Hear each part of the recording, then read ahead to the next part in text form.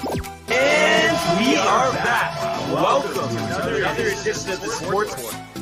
And we are back. We got the full crew in the house.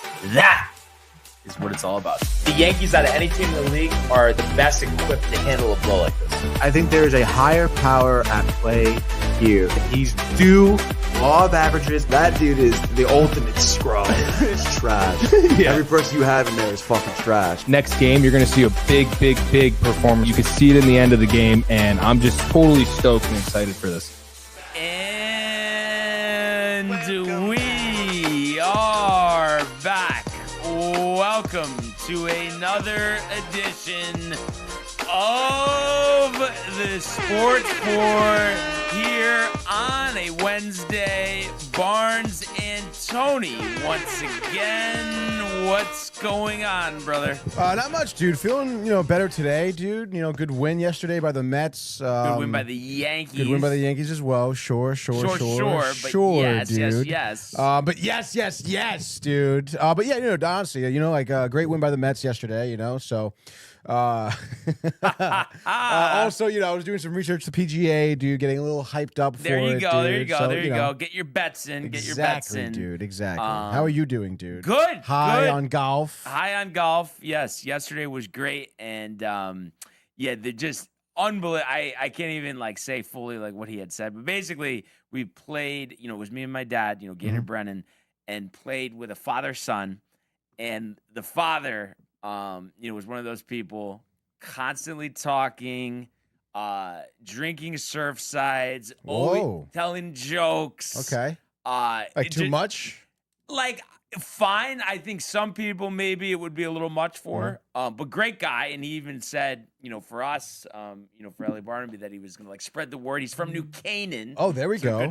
Okay. Olive Branch out there. Yeah, dude. Good market. But yeah. He kept just talking about him drinking. It was just, if you were there, dude, I swear to God, you would have been crying. Especially you he had 4 Surfsides and he's all loopy. I mean, it's just yeah, right. So that was crazy. And then, as I was telling you, before we started, finally, snapped out of the slump with golf. First round, I think under 90, since for a month. So that was good. 88, and like I was saying, hitting all the putts. Got a birdie, I think 6 pars and a birdie, something like that. Okay. Which was really good. I mean, I was barely getting bogeys, let alone pars and getting a birdie. And then the off the tee was good, and just kind of, made sure with the finish, finishing up high, and make sure I'm not jerking the club left. So really, I think only had one drive that was the sharp, hook. And then also too, what was funny about this guy, it was just so over the top. He's because I was, kind of angling myself right, let it curve back in. And he's like, oh man, just that ball flight and that drawing it back in. Oh, I love watching it. Beautiful. Oh, you don't need a driver. Why do you need a driver? I swear you would have went nuts. So that was great. And I hadn't actually, but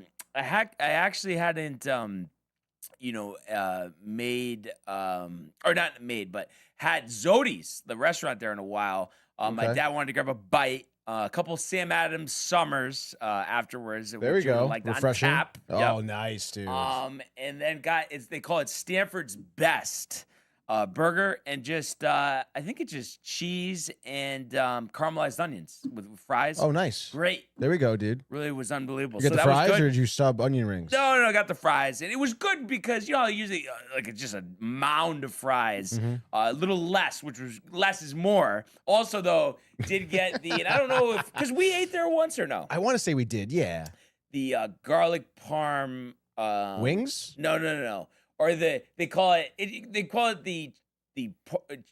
garlic bread parmesan. Just garlic bread with the sauce on the side. Yeah. Cheese, great. So love that, dude. Yeah, it was a great day yesterday, and then capping that off, with a Yankee win. So that's all you could really ask for. And we got Newton Square, Pennsylvania, Monk, that's right, dude. eve of the PGA Championship. So excited to talk about that.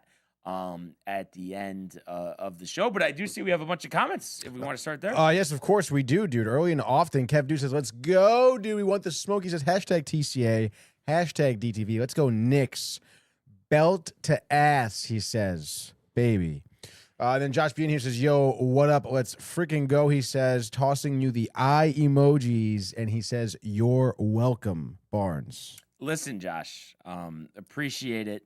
And I guess in a way, also, besides, the general thing, the grip, obviously, you were right because you kept talking about, just that the finish is good and there's a lot of good stuff going on there. And I guess there is. And maybe, part of it was mental, so I'm sure, still got to brush up on the takeaway. That's but right. Just the fact that it was there, all hope wasn't lost. And then, the comfy confines of, Gaynor Brennan. I mean, that's just, of course, I could play blinds. Yeah, it's like playing in your own house, dude.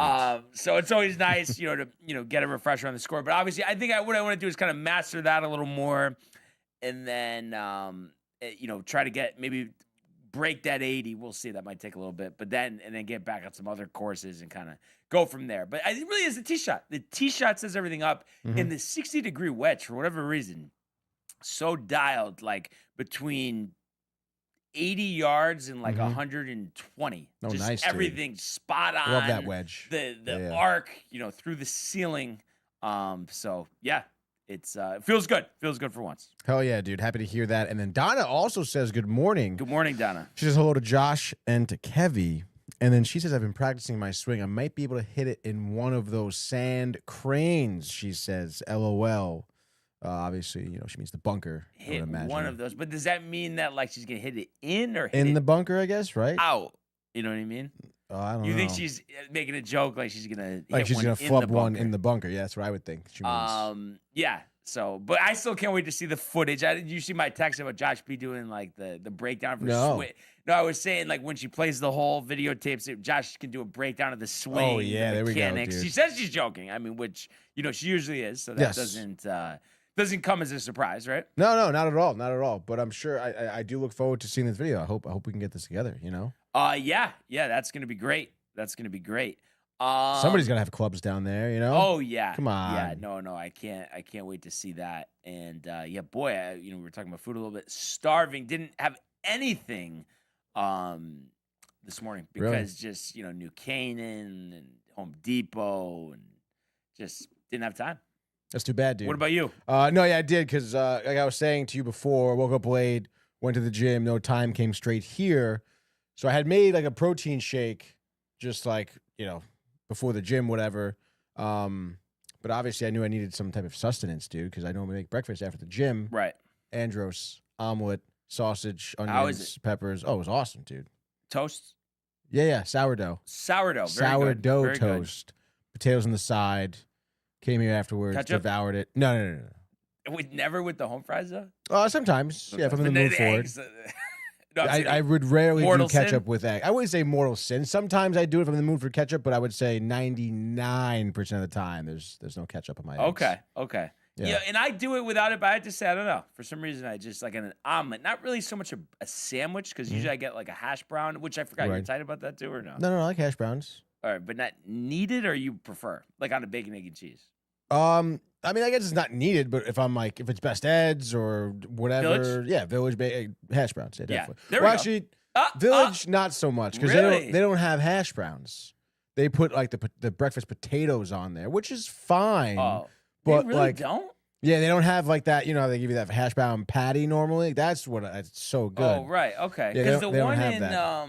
Westport? yes has it. Really? Yeah. Oh, I didn't know that. I don't really get the Fairfield that much. Yeah, no, I haven't been there in ages, dude. To the Fairfield? I've never been to the Westport one. Oh, yeah, no, but Fairfield might have it now because I swear I don't know. It was a while ago I got it, but because I don't usually get that because just trying to cut back where we can. Yeah, of course. But right now it'd be great. Yeah, it doesn't even sound good. Even though I had the omelet, still. The sandwich over the omelet. You're saying? Oh yeah, on definitely. a good bagel. Oh yeah, dude.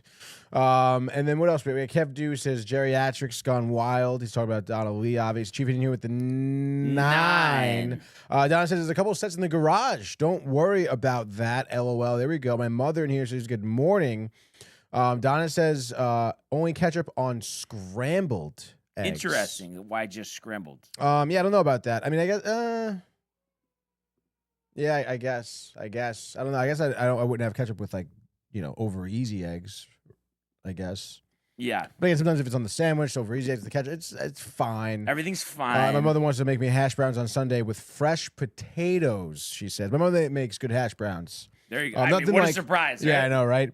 Oh boy, I love leftover mashed potatoes the next morning. Okay. Fry them in a pan, make Yep. them. Oh, dude, That so sounds really crispy and good. Yeah, man. Oh, so back to Staten Island this weekend.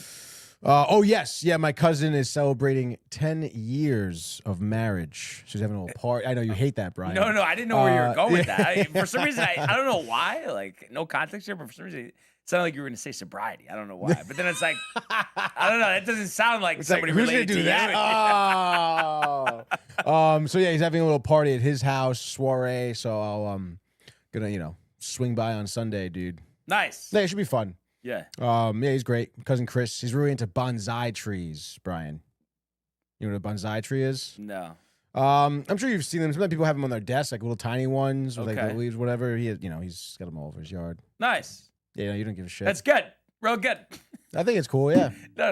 Yeah, just kidding around. But obviously, yeah, I'm not into agriculture and plants and stuff. Yeah. Right? I mean, I don't think you really are either. I think it's kind of cool what he does. Kinda- He was telling me about it. No. But I'm just saying, let's just say hypothetically, you have a house or something. I don't think you're gonna be going nuts with the landscaping and stuff. You're gonna be all jacked up and custom ordering trees and plants and Searle, Sure. Come on, no, you're not. I mean, I don't know about getting all crazy with it, but I feel like I would have some decision makings. Yeah, if I want a tree in the front yard or something. Before Home Depot, that's crazy, come dude. on. What do we do? Well, I mean, I would probably hire someone to do it. I wouldn't go to Home Depot and Well, you plan pick it out, dude. though. Pick Yeah, it out, yeah, no? I would pick it out. Some hydrangeas or something. Mr. Dude. Miyagi had them. It's an art. Wow, my mother, yeah, she's not wrong. Mr. Miyagi had them. It is an art. It's a big deal, dude. You can really, yeah. You know what I just happened to think about because we were talking about the eggs and stuff, and I know we've talked about this before, but they were going nuts with the whole Taylor ham thing again yesterday, and I was just saying dude, bacon and cheese is just better, or sausage. It's what are we talking about, right? I don't know. I just feel like if I never had a ham, egg, and cheese again, that'd be great. I have no problem. I don't need that type of stuff. Yeah, no, I guess you're not wrong there. Especially recently, I've really gone leaned into bacon recently. Yeah, and it's so much better though. It's so much better than ham. It really is. No, yeah, I guess. I mean, I like a good holiday ham. But I feel for a breakfast Sliced sandwich, ham. I don't really want ham. I want No, bacon. yeah, I guess I typically wouldn't. But although I will say, when I was what was I in Jersey for? I was doing a gig in Jersey, whatever. Hotel. It was called a New Jersey wake up sandwich, whatever. Yeah. Obviously had Taylor ham on it. For the first time, honestly, I feel like there was 5 slices of ham, and I was like, "This is fucking delicious, dude." That was honestly thick. really hit the spot, dude. You know what's good? I never have it anymore, but it is Matthew always would get riled. Steak and eggs, dude. Out to the gym. Yeah, I don't know. But the only thing is, I feel like no, I could do it, but it was I got it at Glory Days, and it was supposed to be a steak, egg, and cheese, but they made it more like a what is it called? Like a Philly cheesesteak with eggs, and it's just no. I feel like that's just not a breakfast type of thing. Yeah, you know what no. I mean? But just slices of steak, how it would be Yeah, that with a sounds bagel. nice. That's great. Yeah, that's yeah, great. yeah. But not the caramelized onions and that cheese. I don't know. It's just I feel like it's not a breakfast thing. Not a breakfast thing. We have some more comments here. I guess my mother's talking about the planting. My mother's big into planting, so she says you don't have to plant them in the yard. And then Chief here says ham, egg, and cheese is trash. He says bacon, sausage, or pork roll with cheese. No, and it's just me, wait, and this what, is not Chief? I With don't no know, egg. But whatever. It doesn't matter. But the point is, I think it's embarrassing, and this is not a call out of Chief, because all these Jerseyans or whatever you want to call them are just so nuts about the pork roll, the Taylor ham. It's it's embarrassing, honestly.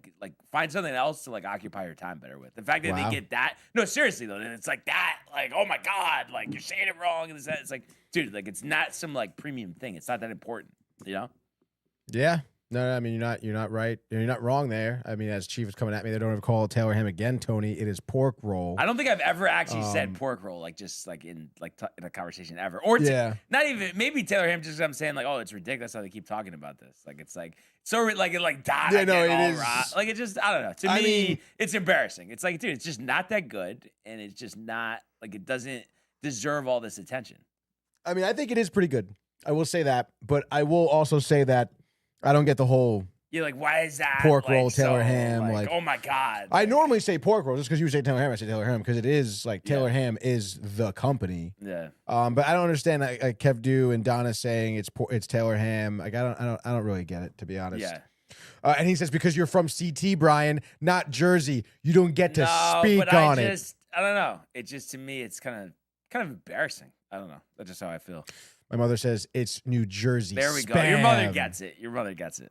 And it's like, who cares about the history of Taylor Ham? Like, it's like, you know, or that the Greeks put 5 or 6 Taylor Ham, slices. but the people south call it pork roll. Most can't read the history about it. I don't know. I just think you can't beat Tony. See, no, go ahead. Sorry. Good bagel. Good bagel. Some over easy eggs. Mm-hmm. Couple slabs of bacon. And a hash brown. Why do I need? I don't need anything else. No, you really don't. Why are we complicating it? No, You yeah, know what exactly, I mean? It's like the coleslaw on the Reuben. There's just no reason for it. Put the coleslaw on the side, not baked into the sandwich. You know? Yeah, who does that? It's crazy. Dude, that's a big thing now. Instead of the sauerkraut, why? No, you need the sauerkraut. Mortal sin. That is ridiculous. It's not a Reuben. It's not a Reuben. Yeah.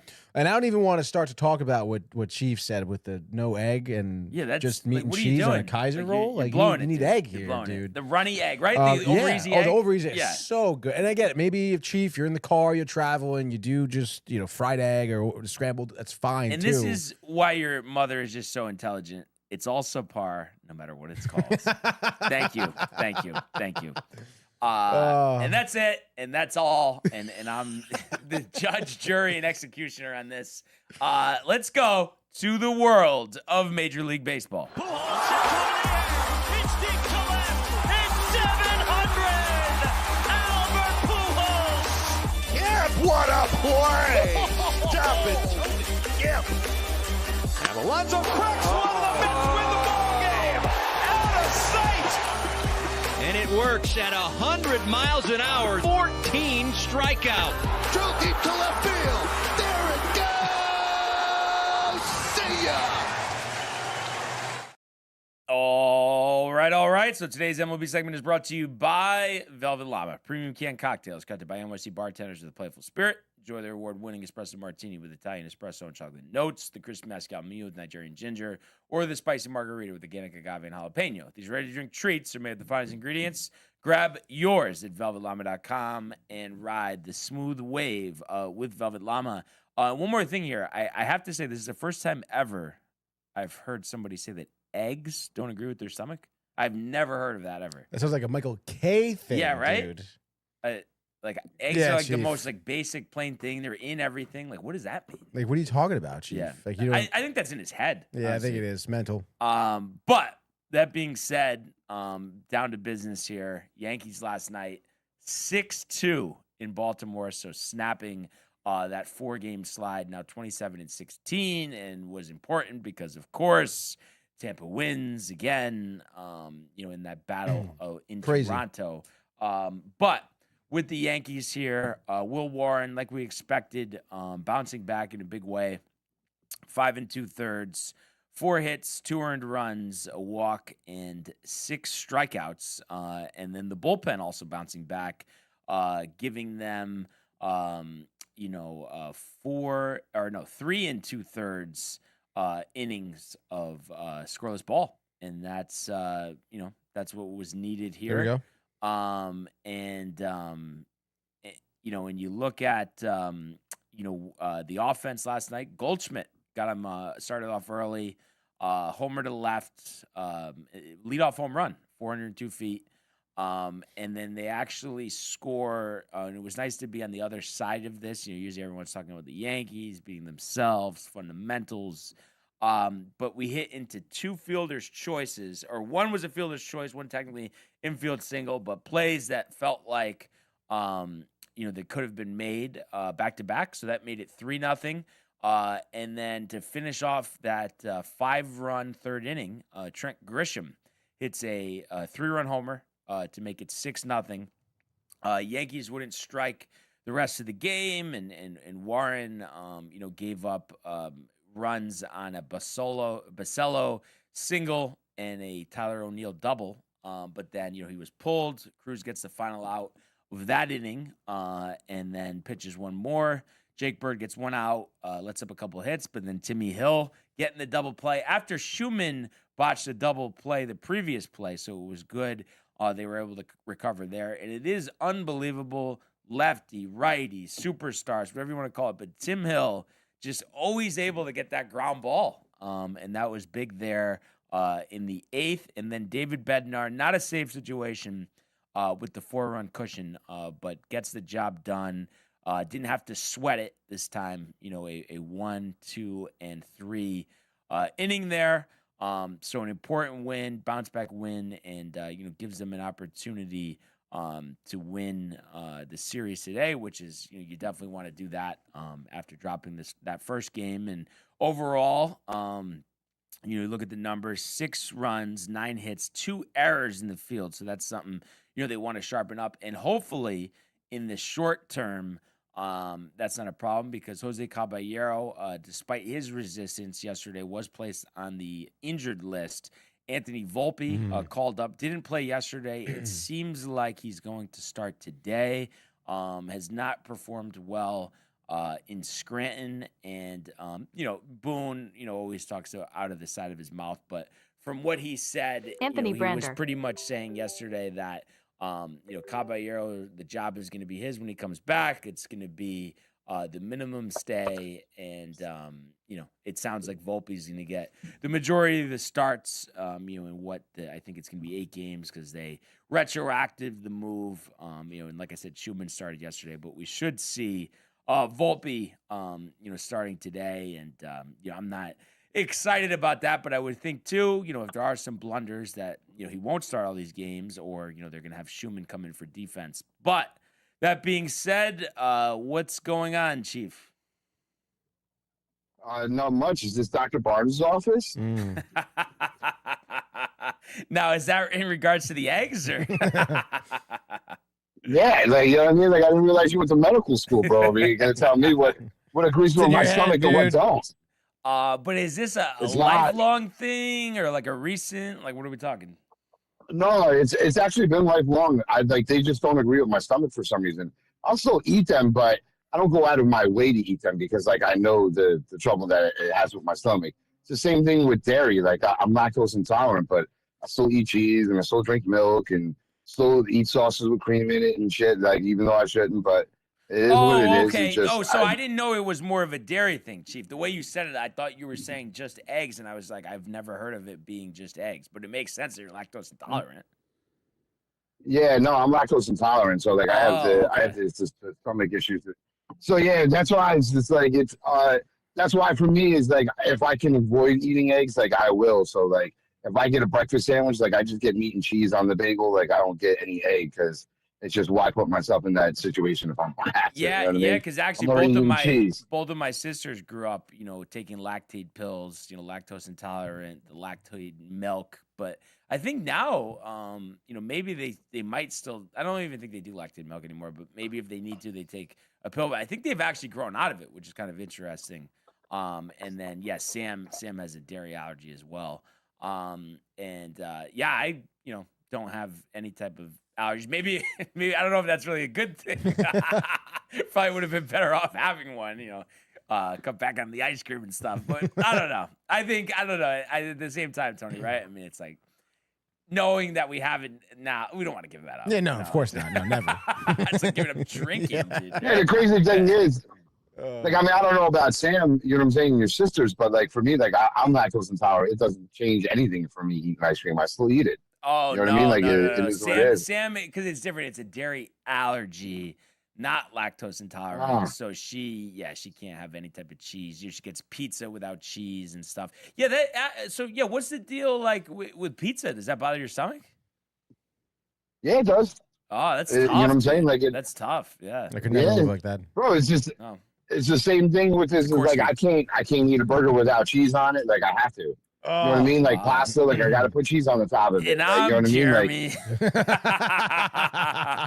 Like, yeah, no, that's tough, man. That's tough. On to though a better topic here.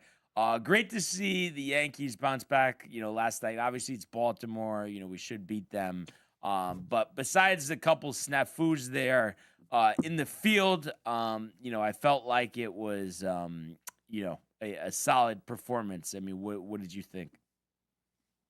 I did. Before I go any further, though, I forgot to say this yesterday, so I wanted to make sure I said it today. Happy belated to Big Daddy Yak. Yesterday was his birthday. I forgot to say it. Yeah. We shouted him out bright and early yesterday. I missed it. I apologize, but I just want to make sure that I say because that's my brother. You know what I mean? I love him. So excited for him to be a dad soon.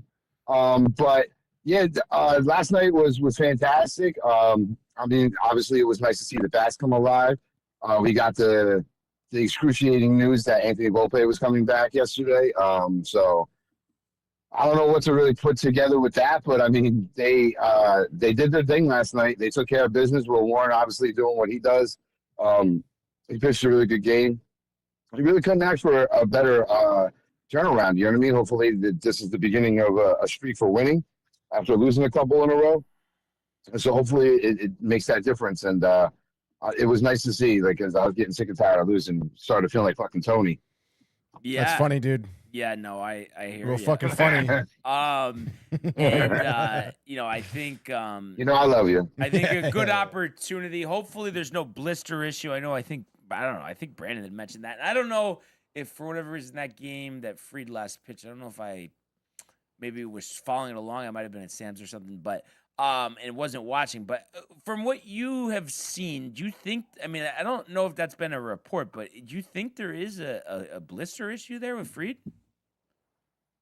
Well, so Brandon was saying that he kept on looking at his finger, and I guess that's why like he was, you know what I'm saying, like speculating that he had a blister issue. I'll tell you this: if he does, it would make a lot of sense of why he struggled last time. Yeah. Because that's last year when he had struggles was when he had the blister. So it very well could be, you know what I'm saying, like a possibility. But like in the same sense, though, I feel like Max Fried isn't a dumbass. Like if he has a blister, like I feel like he would, you know what I'm saying, like he would take a seat. I don't think he would be going out there again today. He had one last year, right?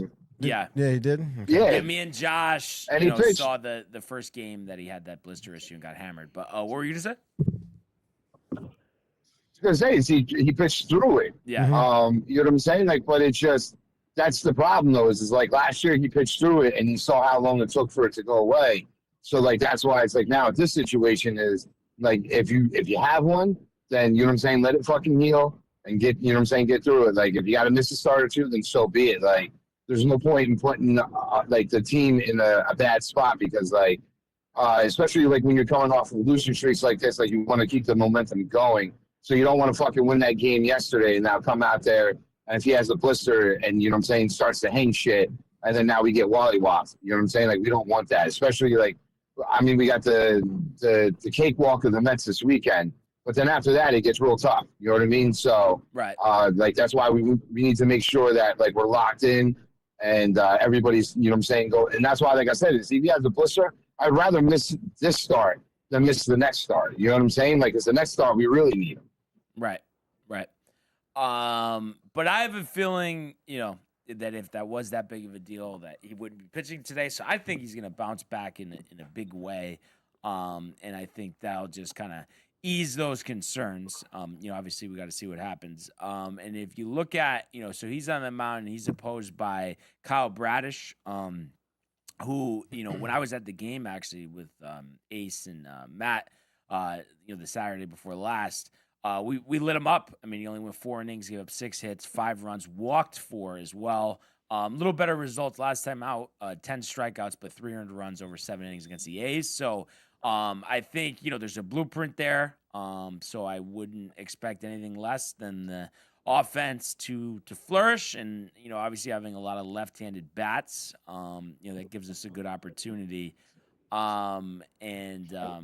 Just going to be interesting to see with Volpe, and I'm sure you probably saw me saying the yak in the chat yesterday because, like, I forgot. I don't know if there was somebody else too that was like, "Oh, good that he's back," but it's like, I know you don't feel like that either, but I mean, definitely, right? I mean, you're kind of nervous about Volpe, not even though, like, okay, the offense don't expect anything, but my whole thing is just like the defense. I just feel like every ground ball, we're gonna think about him, having the yips and throwing it into the stands, right? I mean. Yeah, this is my fucking thing, right? Everybody comes at us for the shit that we say about him. They act as if like we don't want him to flourish and we don't want him to be an all-star. Like we want him to be that guy. Like we absolutely would love for him to be that dude. Exactly. Like you know what I mean? Like we could want all we want. That doesn't mean it's gonna happen. And that's just where we're at in reality. Like, yes, we want him to flourish and we want him to be that guy. And like he's been playing good down there. And you know what, bro? Maybe he was injured, you know what I'm saying, the last year and a half, and maybe he was playing through it, and that's why he fucking was struggling the way he was. And you know what I'm saying? Now he's healthy, and so maybe he's back to the original form. Maybe. You know what I'm saying? It's a possibility. But the fact is like you have to go off the track records. And the track record right now for Anthony Volpe is that he's fucking trash. So like that's why like we have to look at it like that. And that's why it's you have that nervousness. It's just like, well, what the fuck? Like, what are we actually going to get? Are we getting the old Volpe, or are we getting the guy that's healthy and he's going to be the Gold Glove shortstop that we had his rookie year? You know what I mean? Like which one's going to show up? And because if it's the Gold Glove rookie, like, bro, I'm all for it. Please, you know what I'm saying? Yeah. Please come back. And you know me, especially the Yankees, I'm not negative, but he's done. Like I could see maybe he goes somewhere else, but with the Yankees, he's cooked. I mean, that will be.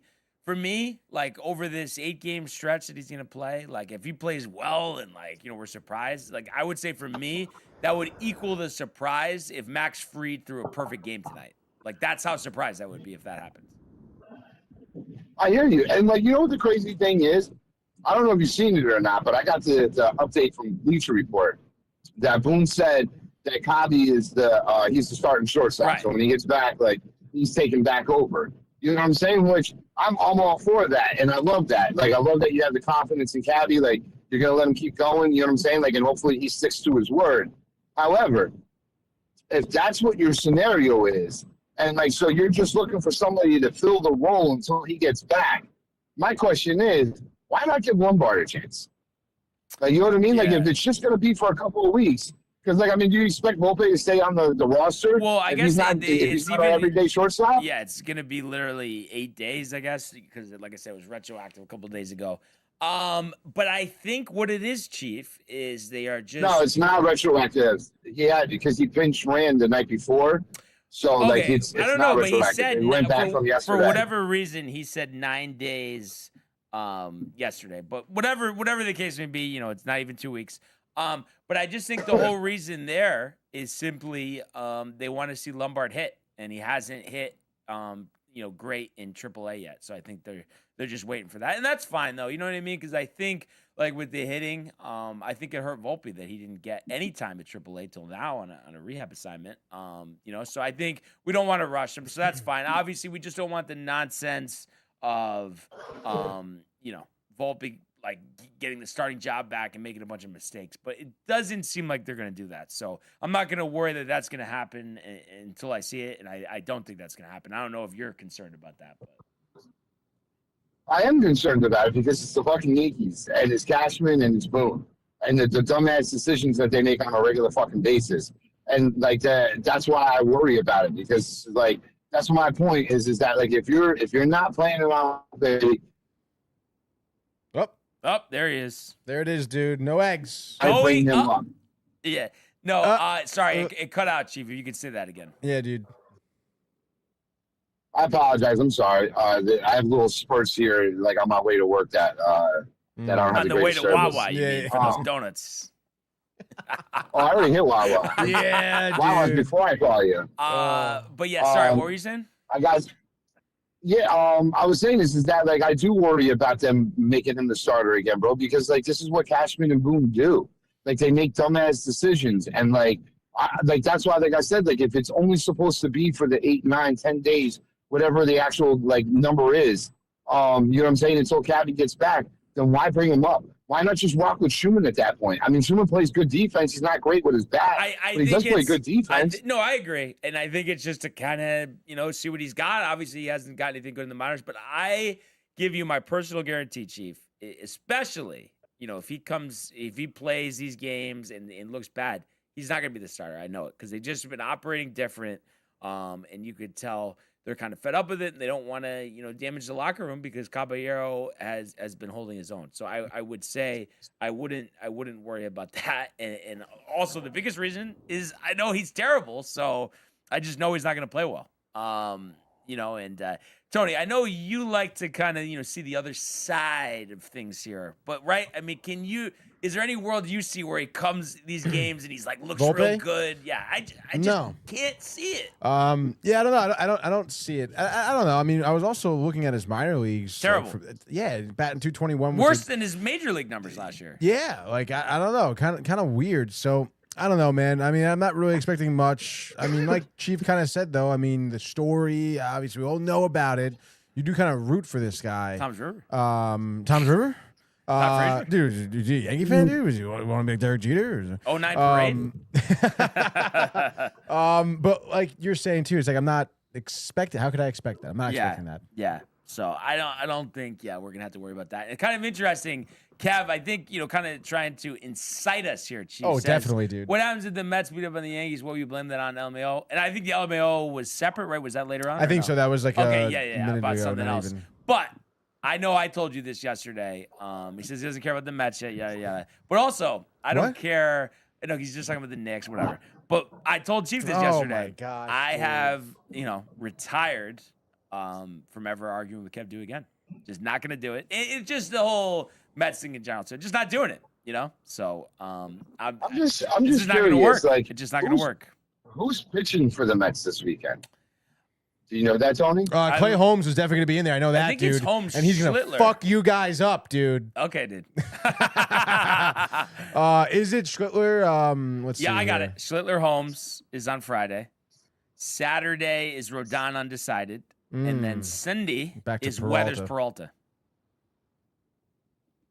So yeah, I mean, I gotta be honest with you. Like, I mean, especially undecided like that. So are you going bullpen?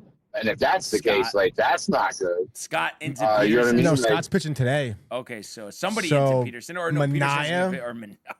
Yeah. Oh my God. Yeah, like that's troublesome. Like, so I mean, I'm not really sure where Kev Dew's coming out with this. What happens if they beat down on us? Like, where are you beating down on us? Like, you know what I mean? Pitching staff's not looking up. I can't speak for Kev Dew. You know what? This is kind of. I'm trying to think of the. I don't know. I don't think it's called a double entente, but whatever. Anyway, double entendre. Does that mean like a contradiction or no? Or that's something completely different? Yeah, I guess, yeah, contradiction. Yeah. Kev Dew says, I'm not trying to argue, but she talks a lot of shit for no reason because he's a Cowboys fan. But here he goes, and it's just like, Kev, I mean, I'm not speaking for Chief here, but I think he kind of feels like me. Just not doing it. Not getting all, no, not doing it. So, no, I'm not getting all rah-rah. Like, new sheriff in town, Kev. So fuck him. Like, I'll fucking knock him out. Not even tight. Just don't have that energy in me anymore. So yeah, I mean, that's really that. And then it's interesting that they moved up the start time today because of the impending weather. So it's going to be a 1:00 game. I'm surprised that the lineups aren't out, or at least it didn't show on ESPN. I didn't get a Gotham notification, but I would imagine Volpe would be batting 9th. I can take it. Just going to see if it has it. We do have it. We do have it out. So this is the Yankee lineup here. Yeah, it came out. Like, I definitely seen it. Grisham, Rice, Judge, Bellinger, Jazz, McMahon, Spencer Jones, Volpe, and J.C. Escara. So Escara getting a little more burn recently. But at the end of the day, both him and Wells, I mean, really can't hit the right side of a barn. I can take it. So, Jazz after the day off. But boy, he's looked brutal. So be interesting to see maybe against a right-hander, he gets going, but it's been tough sledding for him. And you look at the numbers. I mean, Grisham's numbers aren't great, but he has a lot of RBIs. He's hit some home runs recently. Seems like he's kind of coming out of it. But are you concerned that Jazz is just not going to get it going, or do you think he's going to start picking it up a little bit? I mean, like, they say that, like, he always struggles at the beginning of the year, that he's the experts. And So me and Chief? Mr. Dick Sucker fucking Ernie.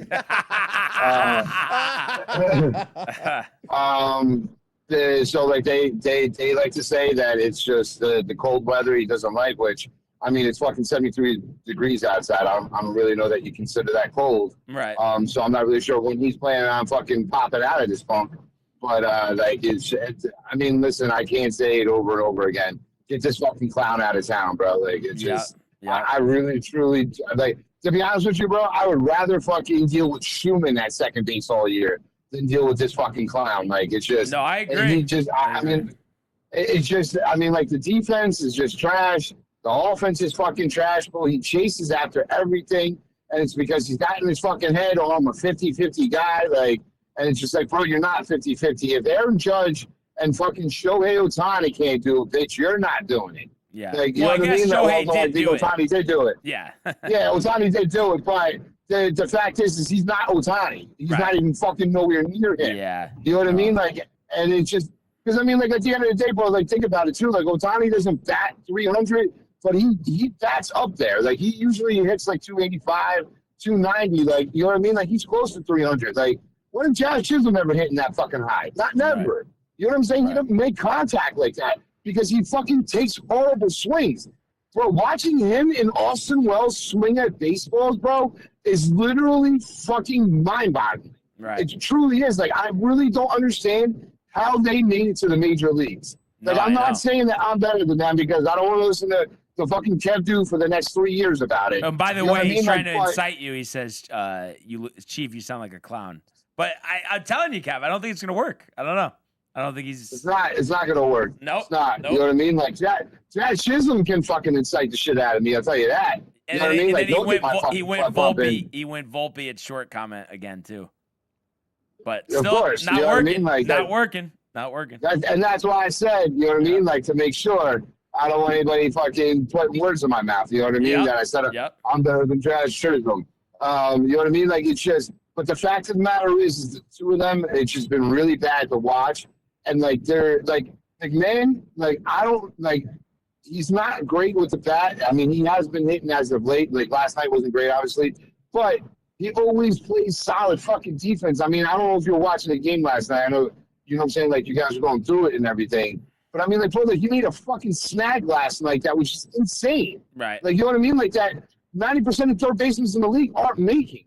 So it's just like I'm willing to take the bullshit offense to go with that defense because it's the most important defensive fucking position on the field, bro. Like I don't care what anybody says. Like you can win or lose a game at third base 100%.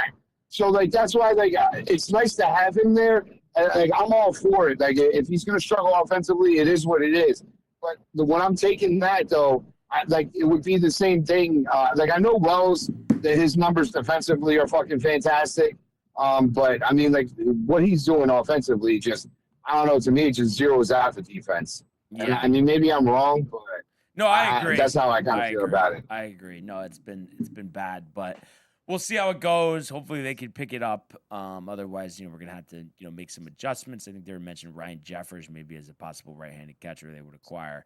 But we got some time till they make any moves, you would think. And I think the important thing is just win today. Hopefully the fucking Rays lose because they just seem to never lose. But we can only control what we do, and that's got to be win ball games. And I think Mad Max is going to be up for the task, and I think the offense will be ready to go. So let's get this W and then a nice day off, and then it's a weekend trip to Citi Field. So that'll be interesting. That being said, Chief, we appreciate having you on, man, and we'll talk soon, all right? Absolutely. It's always a pleasure, guys. Thanks for having me on. Hashtag Downtime TV, hashtag TCA, hashtag Double Down because that shit's delicious.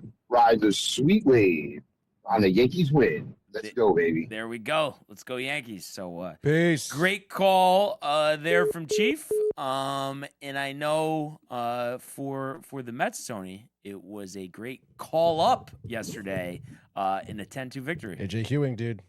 I'm thinking about dropping Marcus Semien on my team, dude. I mean, tough to blame you. Fucking, because I don't know, dude. I gotta 224 hitter. I got to pull Nick Lodolo off the IL, and I got to drop I someone. don't think and it's like people are gonna be scrambling to get in position for Simeon. Yeah, I don't think so either. It's only tough though because my other second baseman is Jazz. Better than Simeon. At least he could steal bases. No, yeah, he is. He's better than Simeon. He probably will pick it up a little bit. Jazz, anyway. right? He fucking He's should. gonna have a Come better on, season dude. than Simeon. Yeah, he is. Oh my God, Simeon's so annoying. He had a hit last night, but Yeah. it's just like, oh my God, dude, what a disappointment he's been. But yes, to your point, the Mets with arguably the best win I've seen all season, 10-2. You mentioned AJ Ewing getting the call up here. Also, I could probably say without a doubt, like the most riled I've seen Citi Field was his first at bat of the game. Everybody on their feet. Quite literally, everyone on their feet, family in the crowd, dude. Too strong. Yes, dude. And he had honestly some great at bats as well. First Met ever to hit a triple in his debut, There you go. which is pretty cool. His first at bat ended up working a walk against Flaherty, and I will say it was a super impressive at bat. I mean, apparently he's known for his eye at the plate, and he was staring at some pretty close pitches. Working his way to a 3-2 count and then the walk eventually. So, this guy who was a 4th round pick, I believe, really kind of developed College himself. or high school? College. Not sure where. No, I'm not sure we're college now. Because I'm pretty sure he's from Cleveland. Let's look this up, dude. But I know his draft pick came to us when the Rangers re-signed DeGrom. That draft pick came to us. Oh, this was from DeGrom, really? Yeah, this is from DeGrom, which is pretty solid. So out of Ohio, like I said, I guess it was high school. Went to Springboro High School, dude. Okay. He's 21 years old, super young still, and an absolute just bag hawk, dude. I mean, again, second he was on base, steals second. A tremendous jump. Gary Cohen was comparing him to Trey Turner. Around the bags there, which is great, dude. It was actually really exciting to see that. And I think some of that excitement was kind of, what I'm looking for. Trickling down, I guess I could say. Okay. Contagious. That was what I'm looking for. Contagious in the dugout, dude. Because everyone seemed pretty fucking happy. And that was great because the Mets got started, unfortunately, down, dude. Because Peralta came out of this game looking like shit in the second inning, even the first inning, too. I don't know what was going on, if he just wasn't getting the right grip on the ball or something, but his off speed, there was just not enough movement. It wasn't as sharp. Dingler, I believe, hit a homer off of his curveball that just didn't move. And nothing was really looking that good. And to be honest, it started to look like, especially because I think he threw 21 pitches in the first, 30 pitches in the second. It was looking like a really short outing for him. But then I don't know if something happened in the dugout where he adjusted something or someone recognized something to change. Because he ends up going 6 pretty strong here. 6 innings, 2 earned runs. Nice. Did give up those 7 hits, but again, that was early on in the first 2 innings. But no 5-inning Freddie. Exactly, no 5-inning Freddie. And again, like I said, almost at 50 pitches by the 3rd inning. He ends up throwing 106. So kind of remained solid throughout the outing, which is great. ERA now is down to a 3.10. Which is obviously very solid here for a starter. So that was good to see. And then, like I said, the offense started in that bottom of the second. Alvarez grounds out to fielder's choice to shortstop. Melendez scored because of that. Ewing out at second. That was after he got walked. Beatty to third. That was, I believe, because I don't know if you saw Alvarez left the game injured. Yes. Test on the knee. MRI on the knee. Now, that happened during an at-bat, I think, in the 5th or the 6th. Okay. So mid-at-bat, they had to pull him? Yeah, Wow. mid-at-bat, 2-2. So probably he's going to be out a while. I think so, too. Yeah. I think, though, that injury started at this ground out. Oh, really? Because Alvarez ran out real hard. Okay. And it seemed like maybe something had happened. Mm-hmm. And I think it definitely did. Because at that bat, dude, I don't know if you saw the video, but we've seen the replay. Like, he swings hard at a pitch. And, again, kind of twists, obviously his whole body here. And then his back leg, you just see the knee just kind of buckle in. So I think something happened on that ground out. And then obviously worsened at that at-bat, which is really unfortunate because you kind of saw him shaking it as if it was unstable. And, like, he was able to walk off. So, again, not pain, but he may have just tweaked a ligament or something there. Yeah. Which, I mean, dude, like for fucking Alvarez, is like it's the story of his career. Are these Always injuries, an injury. dude? Always. Which is a damn shame. And obviously, I mean, the Mets haven't had a lot of injuries suffered this year as well. But in any case, here. Because of that, they get around on the board there. Vientos singles right after that. It's 2-2. Flaherty ends up getting out of the inning, I believe. And then I think that was he comes out for the fourth. That's right. Fourth, he gives up an RBI single to Benj. And then he was pulled by then. So Flaherty continues to not pitch well. 3 2/3. 6 hits given up, 3 earned runs, 3 walks, 2 strikeouts. Might be cooked. He might be cooked 0-4 on the season. So kind of tough. And again, Tigers obviously are no strangers to some injuries as well. So obviously rough pick'ems there. I'm trying to think too. Oh, is this the Bichette? This is the throwing error, right? Yeah, I don't know what was going on, dude. But I guess Bichette hit this ball to third base. Okay. So you have Workman fielding it, who I believe came up from the minors a couple days ago, I think, a couple weeks ago. Like, never heard of that guy. Literally, again, Tigers dealing with a bunch of injuries. Should have been a inning-ending double play. Sails the ball like over the second baseman's head. Like, I don't know what was going on there. So kind of tough there. Mets score 5-2. Inning continues. Soto grounds out. RBI 6-2. And that ended up getting out of that inning. But again, I mean, the Tigers really should have left that inning down 3-2. Instead, they were down 6-2 because of that error, which is super tough there. Yeah, I mean, Tigers, John Powell, we haven't heard from him today. I was thinking about him last night. He's struggling, obviously. Yeah, I would imagine so. Yeah. 7th inning, Hewing got the RBI triple there. That was huge. They interviewed his dad earlier on in the game, too.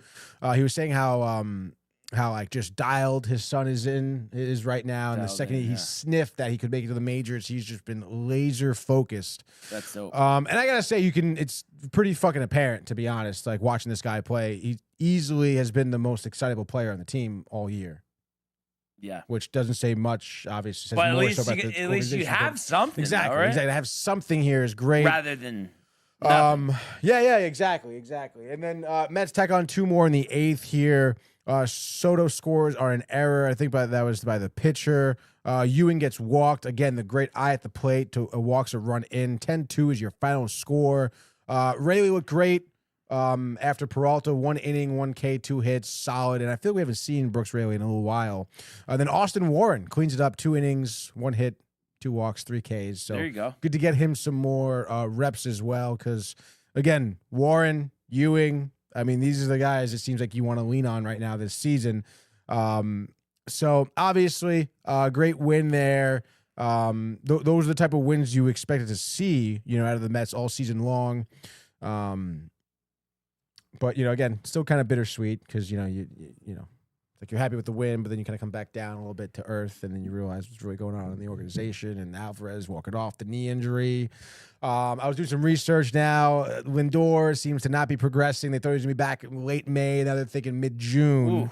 I guess he was in a walking boot too at some point. Oh, really? It sounded like precautionary. It seemed like there was just to see what his Achilles was looking like. Achilles is fine. It's really just more so the calf. But still, the fact that he's not progressing.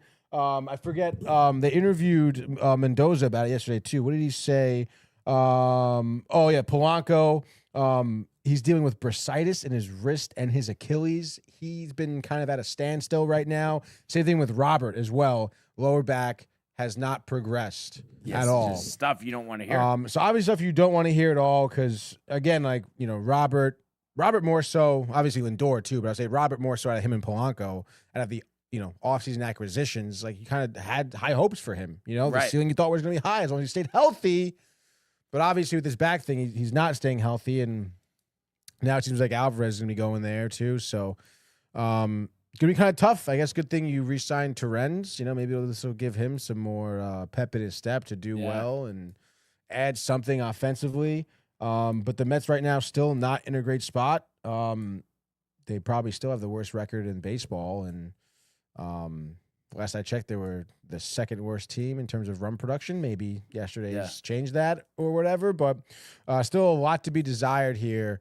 And kind of just, again, I mean, a little bit of short look ahead here to the Yankees. You know, like you don't know who you're starting game 2 against the Yankees. Too bad McLean not lined up. I know. That would have been good. That would have been great.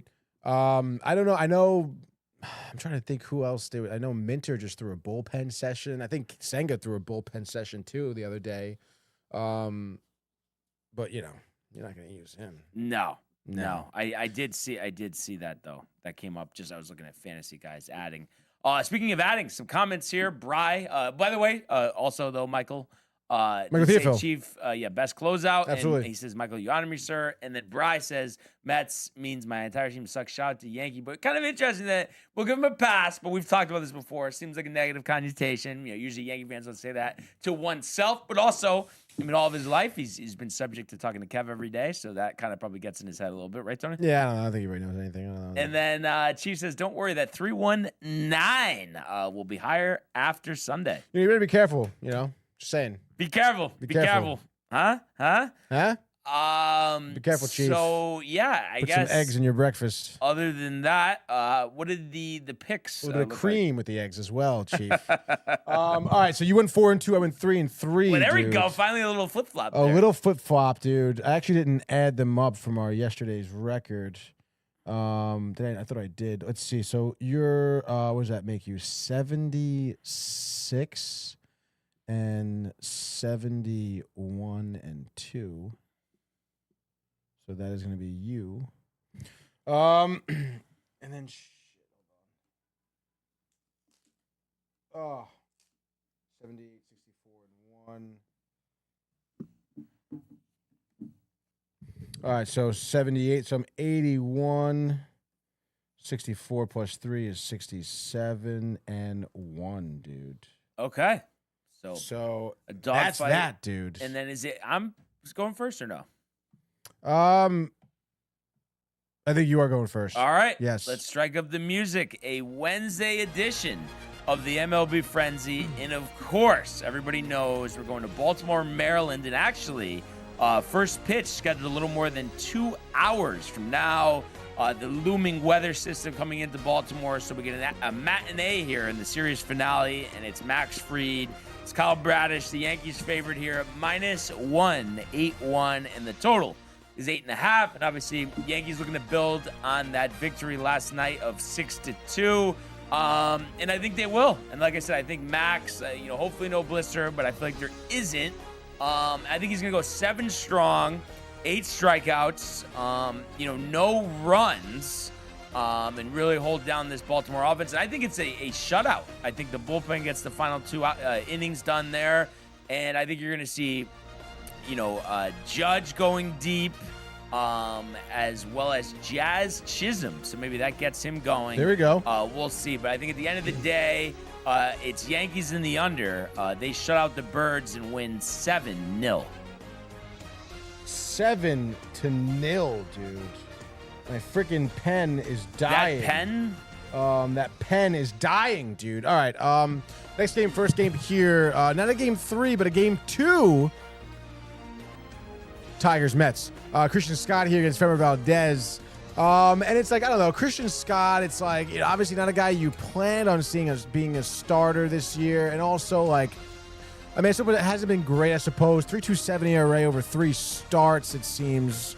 One was really an opener, I guess. But I guess he necessarily hasn't had blow-up spots. And I don't know, the Tigers' offense has been something that's kind of been wanting more, Remember Valdez, speaking of him, though, has had some blow-up spots. Last outing, Boston, 3 innings, 9 hits, 7 earned runs. Oh, one of his worst starts of the season. Kind of interesting, with Framber. I don't know, dude. I would be willing to bet, though, Mets offense stay hot. AJ Ewing, first dinger as a Met. Almost had one, actually. Flew out to the warning track. Yes. Father on his feet. So why not give it to him today off of Valdez. He's pissed. Maybe even throws at him. Who knows, dude? But Valdez's final line, I'll say 4 2/3, 6 earned runs. Christian Scott gives you 5 2/3, 3 earned runs. And that's kind of the theme here. Mets go on to win this game. I'm going to say 7-3.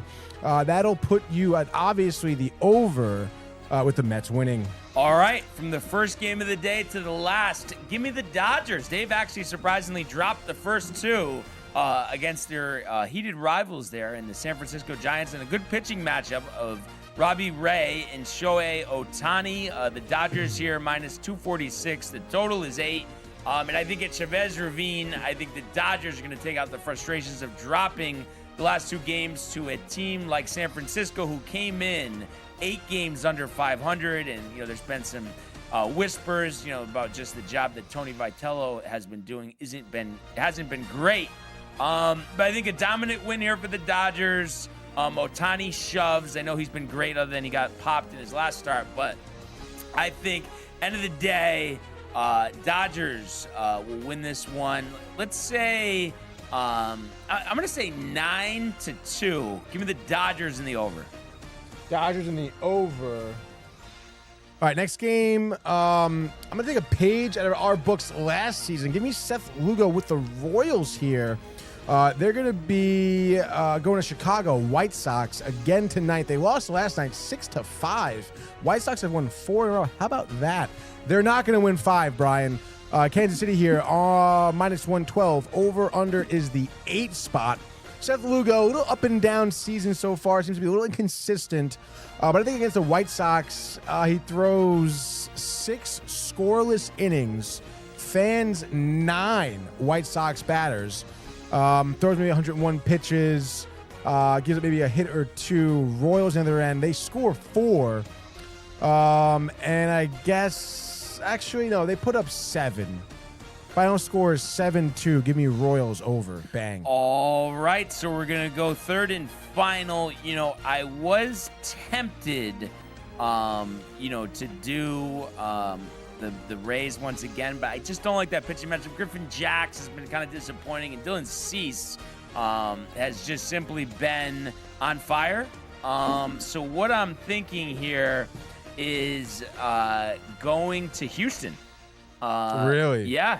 And I'm going to go with the Mariners. The Astros are scuffling. Correa out for the season. Jeremy Pena not back from injury. Bryce Miller pitching here for Seattle, making a season debut. Was disappointing last year, but has been one of the better pitchers in the American League prior to that. Lance McCullers with a 7-4-1 this year. I'm going to say Mariners in the under. Miller 6 scoreless innings.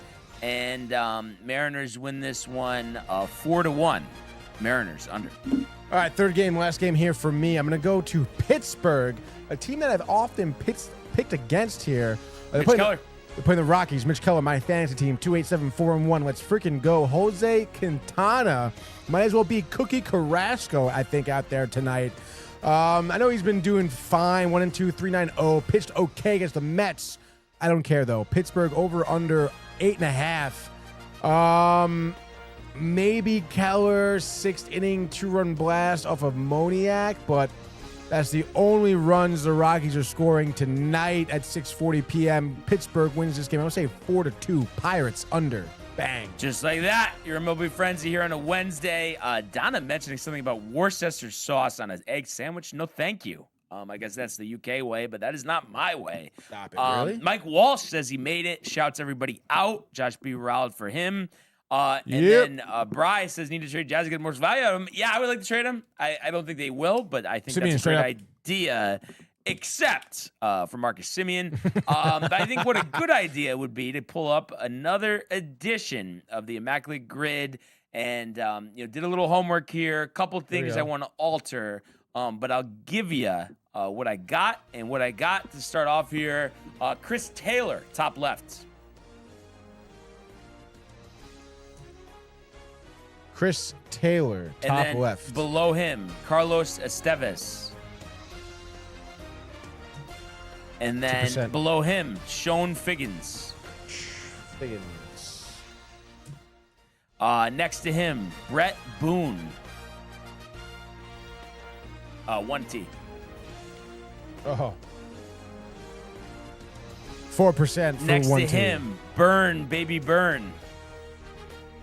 Bernie Williams, dude? I mean, no, somebody else. Dude. Another Bernie. Who says I mean, that? we're honoring Sterling Who this year. Come says on. that? Above him, Angel Baroa. Really? Okay. On Angel. hell. Yep.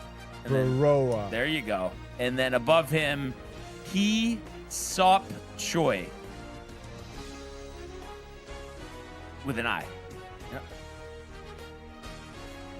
So, good start. The other two there I had were a little high. I got a dead nuts. Got, Luke Weaver. there we go. Great. Who'd you have? Santana for Carlos 17%. Santana. And then didn't have another, Beltray I tried, but it was too high. Let's try to think. It's not Rich Hill. Because he didn't pitch for Seattle. Like a reliever or something. Sean Doolittle? He never pitched for the Dodgers, I don't think. I don't think so. I'm trying to remember. I think Bobby Valentine played for the Mariners. And the Dodgers? He definitely played for the Dodgers, and I feel like he was telling me the story one time about being Seattle. It's where he started getting into his production company people. I think because he I played for thought the you were Mariners. saying he started having an affair. I thought that's what you were saying. What is that? Because he today, did dude? actually have an affair, by the way. But Yeah, that is yeah. a good call. Put Bobby V in there. Valentine. Yeah. Let's So that's go, dude. he did it, not me. He had the affair, not me. And then Donna also had not in a sandwich. She said you fish over easy eggs. No, thank you though. Just no need for it, Donna. That's No, the whole yeah, thing. I don't really like that. What did she say? By the way, with the Worcestershire sauce, Lee and Perrin's Worcestershire sauce is money on eggs after dipping. No, Oh. no. Let's just go to the football grid. No, and not even thank you. Think about that. All right. So we got some homework done here. So top middle, Alan Faneca, Alan.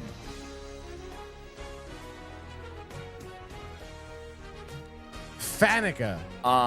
And then next to him, you could do. I'm just trying to think if he's gonna be. You know what? This is a risk. I didn't check it, but whatever. So top left, do Emmanuel Sanders. Hopefully it's not too high. Oh, shit. Kills the whole day. Great. All right, well, whatever. Dead nuts, Mike Nugent. I think that's the highest I've ever seen. Probably. Below him, Dominic Rogers-Cromartie. Oh, what the hell? You have to put Dominique in first. Oh my God. Yep, There it There it is. And then let's see. Do TO for the receiving yards for the Bengals. Oh shit. For the Bengals. Do Wes 8%. Welker for the Broncos. And then let's see here for the Steelers. If you want to do, I was trying to get like. Was that Claypool, dude? Did he do it? No, dude. No, come on, dude. Think about this, dude. A lot of different. Do Stallworth.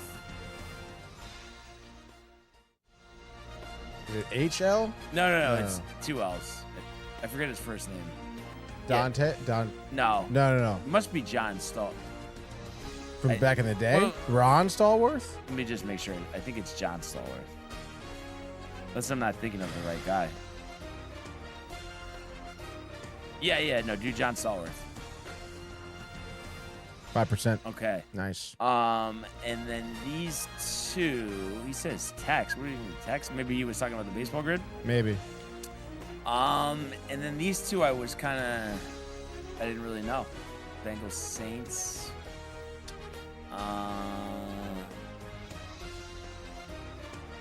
Random backup quarterbacks.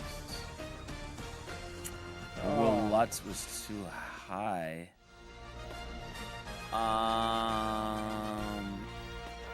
Other Saints. Oh, I could have done Emmanuel Sanders for the bottom one. That probably would have been better. Golly. Saints Broncos, if there's anybody else. Yeah, I mean, I guess look up the last two. Bengals Saints we're gonna do first.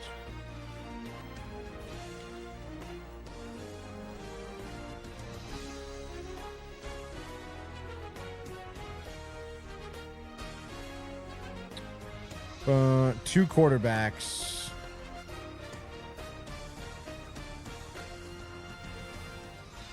The hell?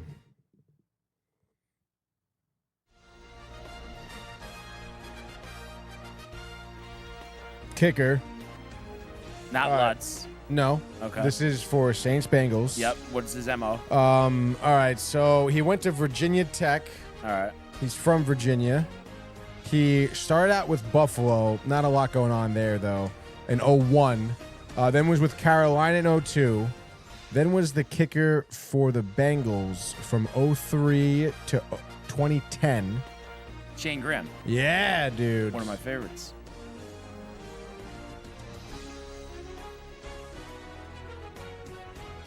Shane with the Y. 2% for Shane Graham. There we go. There we go. Saints, Broncos are next.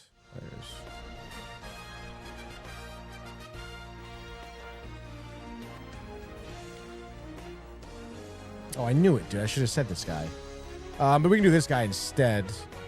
This guy, quarterback, drafted by the Broncos, 7th round, 2015, out of Northwestern. Simeon. Yeah. Nice, dude. Nice.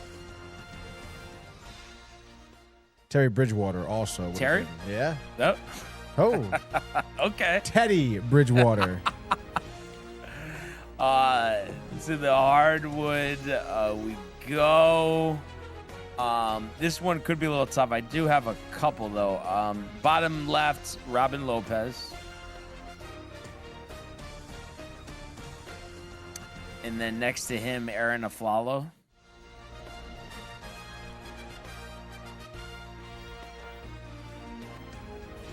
Okay, now I gotta 1%. think about this. Hope I don't think was on the. Man, and the rookie of the year is like feels like it's impossible. Because obviously Damian Lillard did it.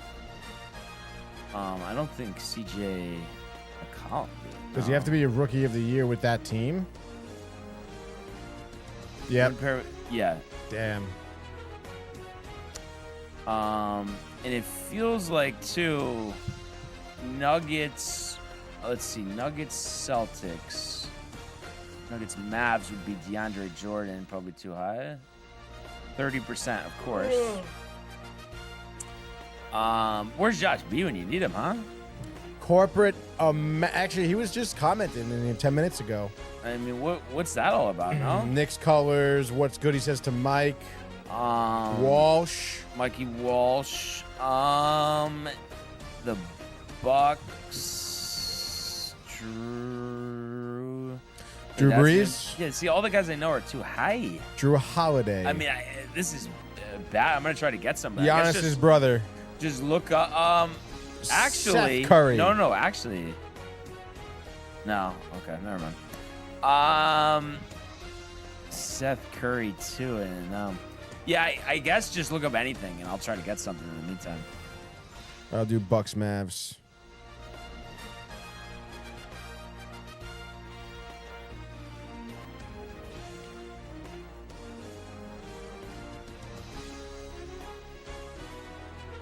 Wow, Donna says she sent Josh a message. That's right. Josh a message. Josh. Oh my God, this is our fucking guy. This is another guy too. Hold on, stand by here. Let's think about this logically. This guy, we can do this guy for Milwaukee, Boston. This guy we could do for Milwaukee, Dallas, and Milwaukee, Boston. All right, this is for Milwaukee and Dallas. We'll do this guy for. He's our guy. All right, second round, 34th overall pick to the Cleveland Cavaliers in 2012 out of Marquette. Okay, Jay Crowder. Yep, Jay good Crowder, call, yep. call.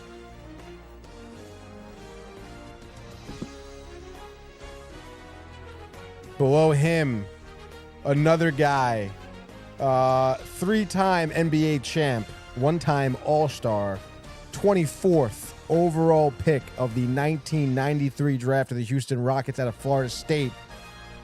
Point guard. Kenny Smith? No. Played for the Rockets in 93 to 97.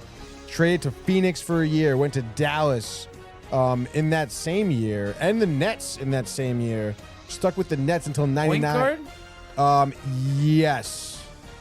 Yes, Wait, point guard when was his he entire drafted? career. 93. And what was he? 24th overall out of Florida State. And he played with Milwaukee, point guard for Milwaukee from 99 to 03, excuse me.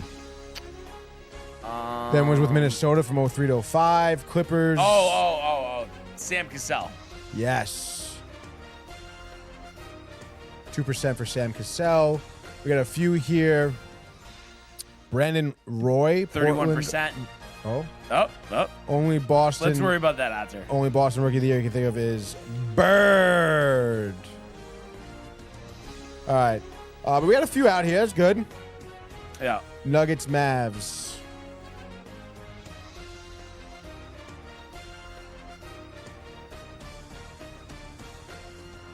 Who'd you say was high? Did you say someone was high? DeAndre Jordan.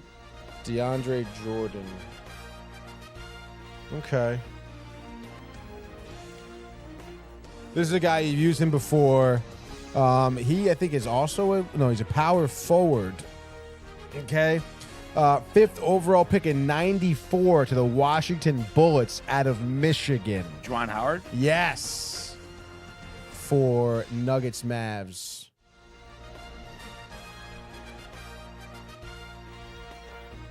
Percent. Let's go Nuggets, Celtics now.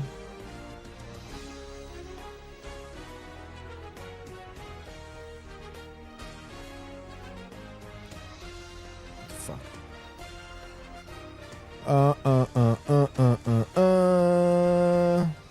This is a guy, I mean, he was first in the list, so maybe high. But who else do I know? I think you've used this guy before. But I'm not gonna do that. Oh, stand by.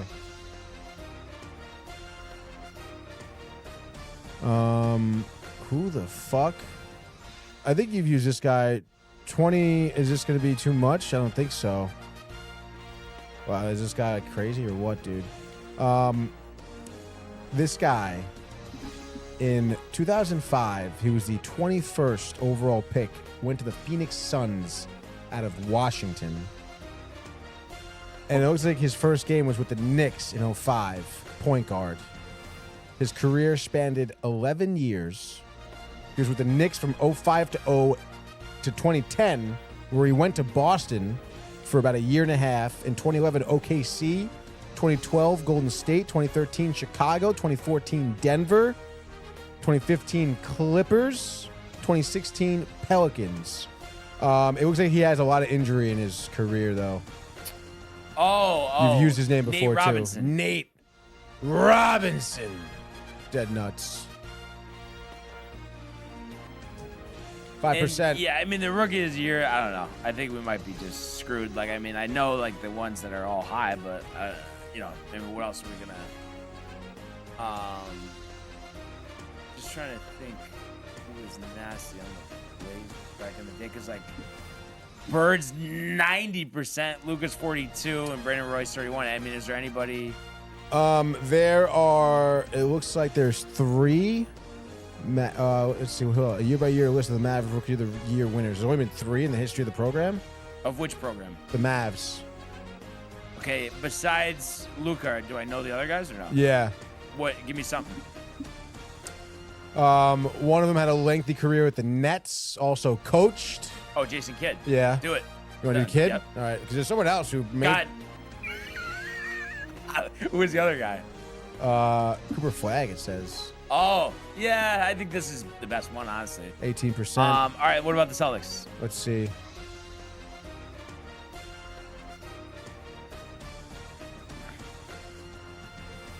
Let's see. And actually, I was right about that, because if Lucas 42, he's 18, so 40% on Flag, so we did good there. There we go. Bar, Baltimore, enjoy the game. Thank you. All right. This also only has 3 players in the history of the Celtics? No. Yeah. Who's besides Bird? No one's done it since Bird. Okay. Any are the guys Hall of Famers? It's not Mikhail Parrish. I don't know who. Nah, all right, let me look up these guys. Hold on, stand by. Who's done it since Bird? Fuck. Is that real? Like, no one's done it since Bird?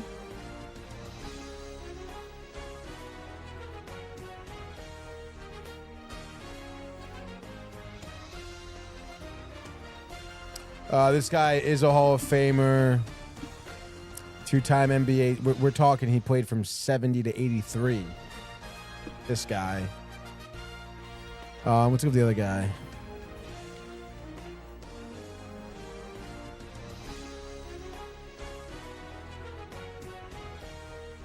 Is it John Havlicek is one of them? No.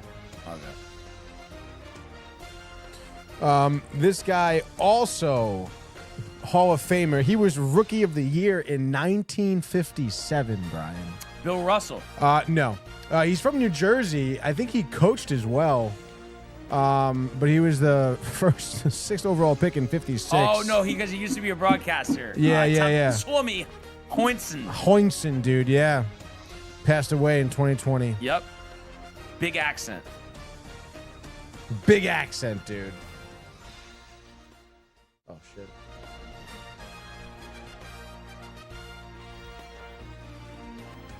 %4 for Hoinson. And then Trailblazers? Trailblazers. I would think Lillard's too high. The other guy. 3 people also. Wait, 1, 2, 3, 4 people actually. Yeah. No. Someone in 2007 did it. Well, that's Brandon Roy. Okay. But he's 31. Oh, so you want the guy who did it in 1972? I don't know those guys. So just you know what? Just put in Jeff Petrie and just Jeff. There we go. There we go. All right. A little upset. That's a tough one, dude. It really is. It is. Let's see how tough the hockey is. Hall of Famers. Cujo. Yeah, Cujo top right, I guess. I mean, no. Wait, no. Cujo's not in the Hall of Fame. He's not? No, because we got burned on that the last time. Oh, okay. But he can do St. Louis, Calgary, Cujo. Brett Hull's 16% there, too. I don't know, but he's probably lower there, I'm guessing. Wait, Brett Hull for St. Louis, Calgary? Yeah. But let's do him for Hall of Fame. Okay. Yeah. Because I can't even fucking tell you that many Flames Hall of Fame. There you go. Percent, dude. Finishing out that row, I mean, Yager. But he's going to be high. Yeah, I don't know. Yeah. We'll come back to that.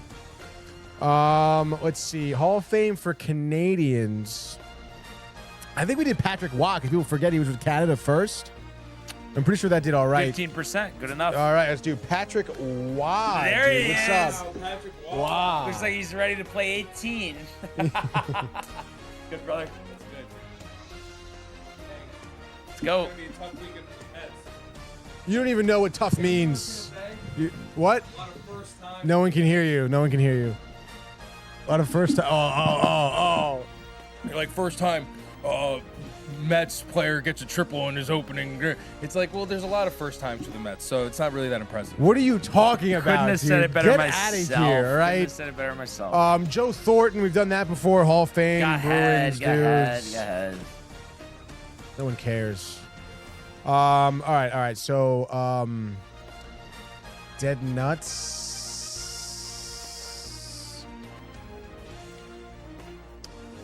Come back to that. Give me the Antti Niemi over here. Is that Antti with 2 T's? Yeah, dude. Antti Niemi. Below him, Anton Khudobin. What do you got? Flames Dallas? Yeah, Flames Dallas. A guy I think you should know, longtime goalie from 06 to 21. Mike Smith? Yeah. Nice. Let's go, dude. I do remember him on Calgary. I don't really remember him too much with Dallas. Let's see. Blues, Canadians. I think it's a Halak spot. Yep. Yaroslav Halak. And then we used this guy yesterday. I know he played for the Bruins. We used him for, what did we use him for? Ducks Dallas, maybe? Or Ducks, I don't know. Who is it? Kevin Shattenkirk. I'm pretty sure he played with St. Louis. Mr. Shattenkirk. Mr. Shatty. Yeah. Shatty 20.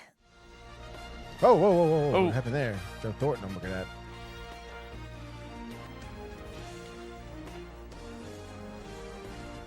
All right, so a 40, not too bad. Not So too bad. Good grades today, and last order of business. We do have the PGA Championship upon us tomorrow. That's right, dude.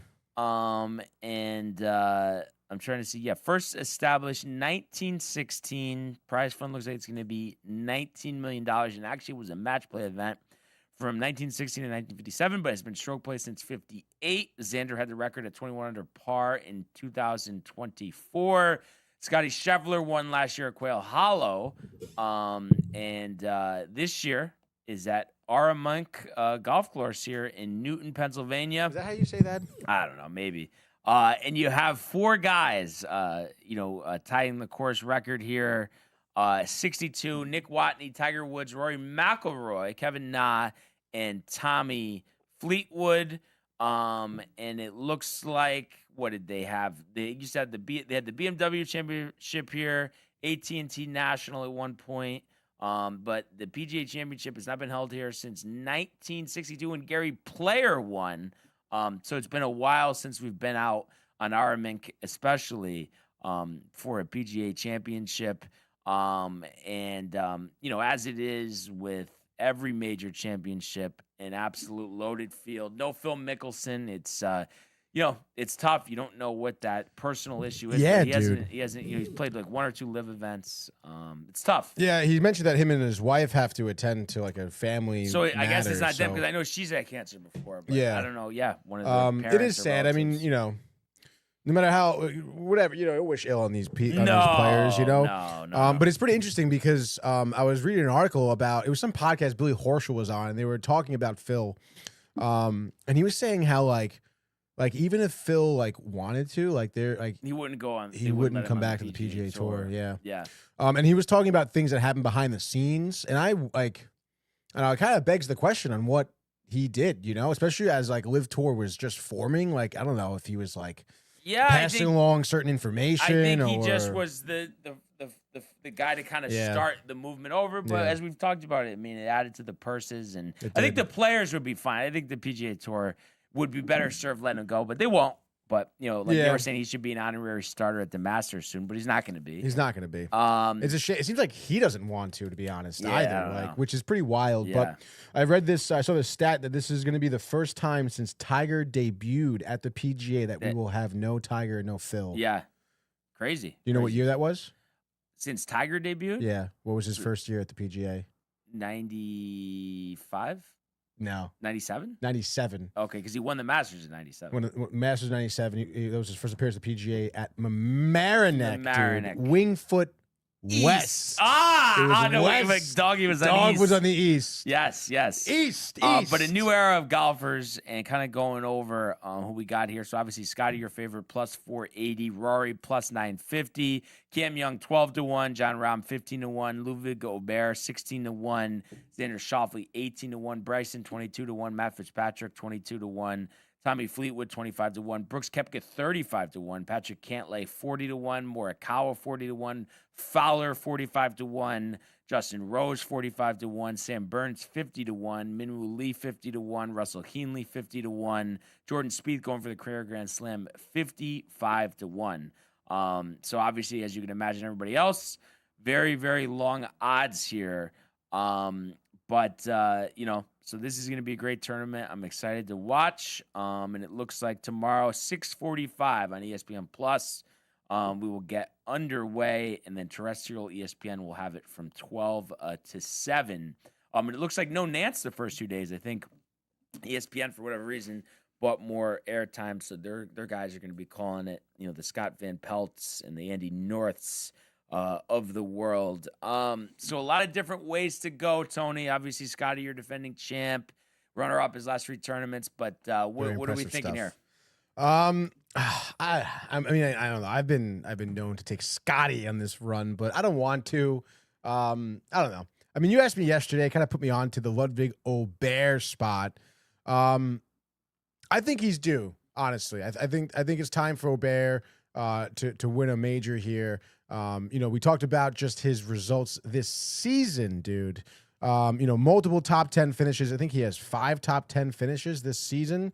Tied 8th at the Truist, tied 4th RBC, tied 21st at the Masters, tied 5th at Valero, tied 5th at the Players, tied 3rd at Arnold Palmer. And that's been the run he's been on since, was that March 5th? Guy's playing some phenomenal golf. Almost just said hockey just now. But yeah, I would say give me Aubert here winning this one. And I think it's pretty decisive. I think it's going to be like Scotty has a slow start, typical this year. I know Rory's dealing with the blister on his toe, trying different shoes, whatever. I think Aubert here, first round leader, takes it home. He's going to win this tournament at 16 under, I think. And then for a sleeper for me, it's kind of funny because I was reading this in the article with, obviously Mickelson bowing out. The first, alternate that comes up, Max Homa. Yeah. He's going to be my sleeper here. I know I don't normally go for Homa, but again, something just, when I read that, I was like, oh boy.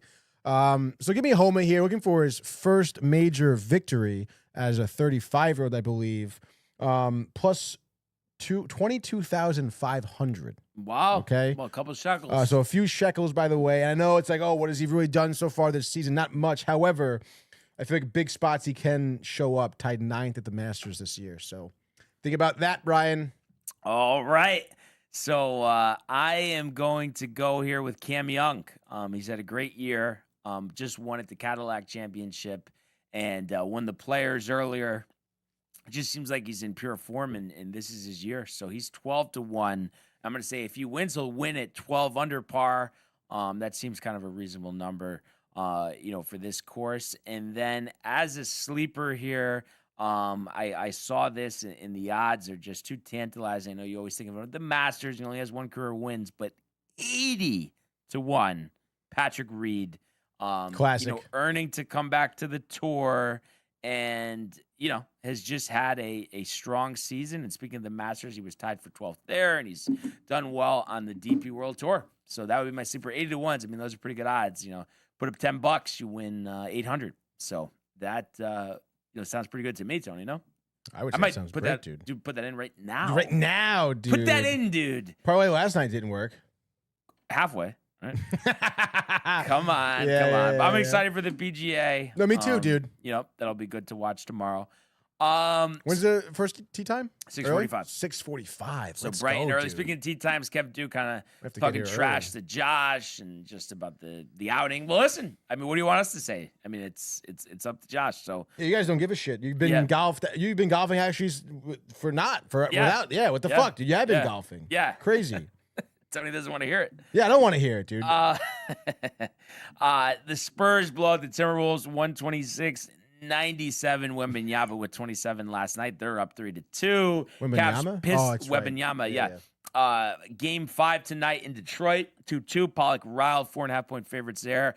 I think home court is held serve, so I think they win, but I think Cavs win game 6 and we have a game 7. So gives OG time to heal up. And then on the ice, the Sabres tie up that series like we thought.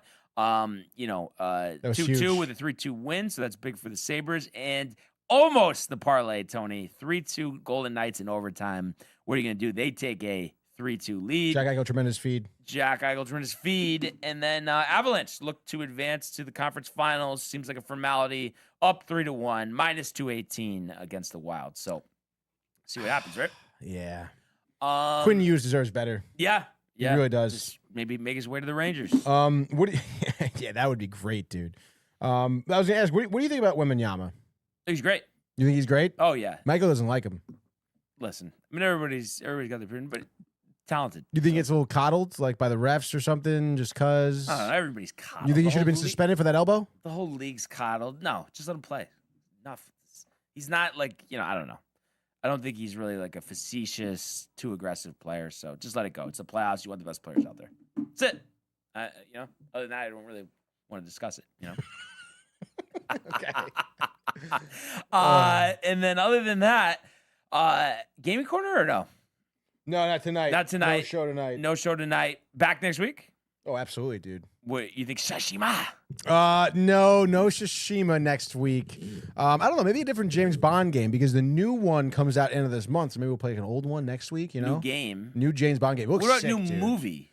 Any new movie in the works? End of this month, the Mandalorian movie comes out. Okay. And But no you're high on Bond, that, though, dude. movie. Oh, no Bond movie? No, not right now. They still haven't decided who the new Bond is, dude. We've talked about that years ago. I know, So quite literally. Nuts, ridiculous. dude. Yeah, we'll see. Well, now Amazon owns it, so who knows what they're going to do. But yeah, we'll see. But as always, great show today. Really appreciate everybody who tuned in and continues to comment, like, and subscribe. All of the archives in the YouTube page, Tony, Michael, Renee, and Jay and Costa in the merch at DowntimeTV.com. Want everybody to enjoy the day, enjoy the games. Let's go Yankees. Let's go Mets. And we will see you mañana. Hey guys, Tony here from Downtime TV checking in. I want to thank all our fans out there who's been liking, subscribing, sharing our content. You guys are the best. You guys are our bloodline. You make us love what we do. Thanks again.